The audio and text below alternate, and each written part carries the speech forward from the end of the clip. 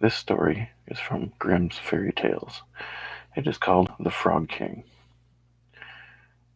In old times, when wishing was having, there lived a king whose daughters were all beautiful, but the youngest was so beautiful that the sun itself, which had seen so much, was astonished whenever it shone in her face. Close by the king's castle lay a great dark forest, and under an old lime tree in the forest was a fountain. When the day was very warm, the king's child went out into the forest and sat down by the side of the cool fountain. And when she was dull, she took a golden ball and threw it up in the air and caught it. And this ball was her favorite plaything.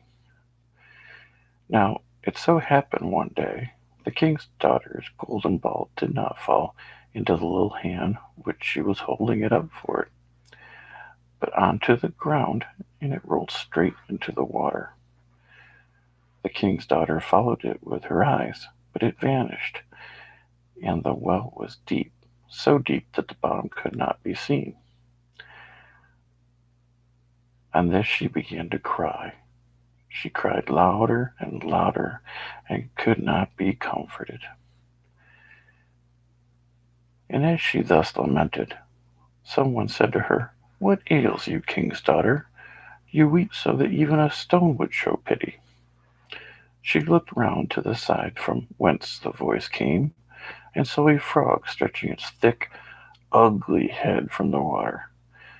"Ah, old water splasher, is it you?" she asked. "I am weeping for my golden ball, which has fallen into the fountain." "Be quiet and do not weep," answered the frog. "I can help you. But what will you give me if I bring you your plaything up again?" "Whatever you will have, dear frog," she said. "My clothes, my pearls, my jewels, and even the golden crown which I am wearing." The frog answered, "I do not care for your clothes, your pearls and jewels, or your golden crown. But if you will love me and let me be your companion and playfellow, I will sit by you at your little table and eat off your little golden plate and drink out of your little cup and sleep in your little bed. If you will promise me this, I will go down below and bring your golden ball up again." "Oh, yes," she said, "I promise you all that you wish, if you will but bring my ball back again." She, however, thought, "How the silly frog does talk. He lives in the water with the other frogs and croaks, and can be no companion to any human being." But the frog, when he had received this promise, put his head into the water and sank down. In a short time he came swimming up again with the ball in his mouth and threw it onto the grass. The king's daughter was delighted to see her pretty plaything once more, and picked it up and ran away with it. "Wait, wait," said the frog. "Take me with you. I can't run as you can." But what did I but what did it avail him to scream his croak, croak after her as loudly as he could? She did not listen to it, but ran home and soon forgot the poor frog, who was forced to go back into his fountain again. The next day, when she seated herself at the table with the king and all the courtiers, and was eating from her little golden plate, something came creeping, splish splash, up the marble staircase. When it got to the top, it knocked at the door and cried, "King's daughter, youngest, open the door."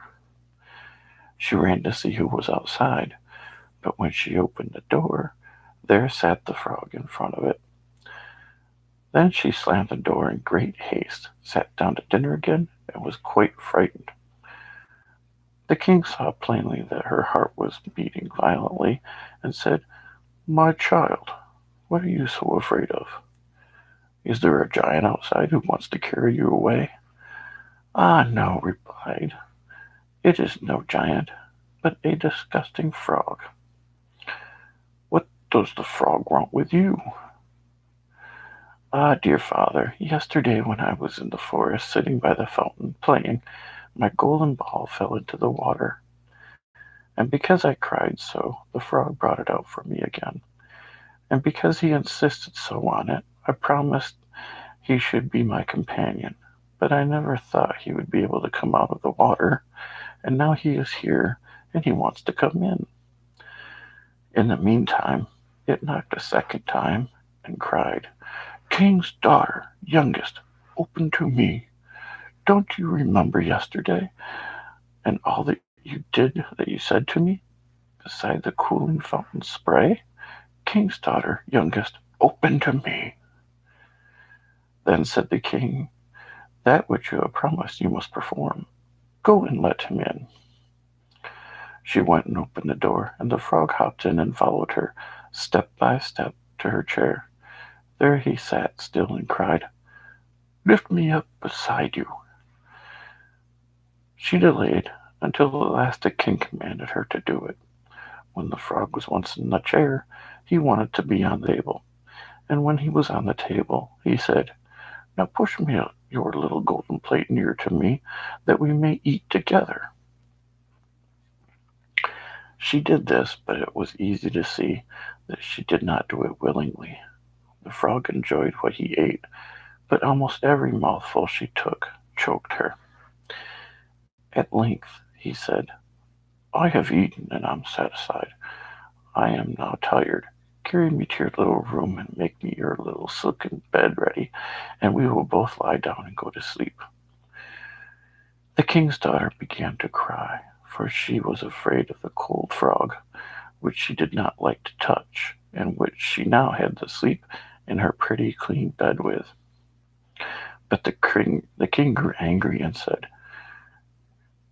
He who helped you when you were in trouble ought to not afterward to be despised. So she took hold of the frog with 2 fingers, carried him upstairs, and put him in a corner. But when she was in bed, he crept to her and said, I am tired. I want to sleep as well as you. Lift me up, or I will tell your father. Then she was terribly angry, and took him up and threw him with all her might against the wall. Now you will be quiet, odious frog, she said. But then he fell down. He was no frog, but a king's son with a beautiful kind eyes. He, by my father's will, was now her dear companion and husband. Then he told her how he had been bewitched by a wicked witch, and how no one could have delivered him from the fountain but herself, and that tomorrow they would go together to his kingdom. When they went to sleep, and next morning when the sun awoke them, a coach came rolling up drawn by 8 white horses with white ostrich feathers on their heads. They were harnessed with golden chains, and behind stood the king's servant, Faithful Henry. Faithful Henry had been so unhappy when his master was changed into a frog that he had 3 iron bands laid around his heart, lest he should burst with grief and sadness. The coach was to conduct the young king into his kingdom. Faithful Henry helped them both in, and placed himself behind again, and was full of joy because of this deliverance. And when they had driven a part of the way, the king's son heard a cracking behind him as if something had broken. So he turned round and cried, Henry, the coach does break. No, no, my lord, you do mistake.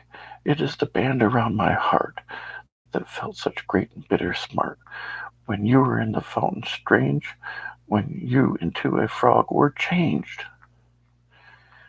Again and once again, while they were on their way, something cracked, and each time the king's son thought the carriage was breaking, but it was only the bands which were springing from the heart of Faithful Henry, because his master was set free and was happy.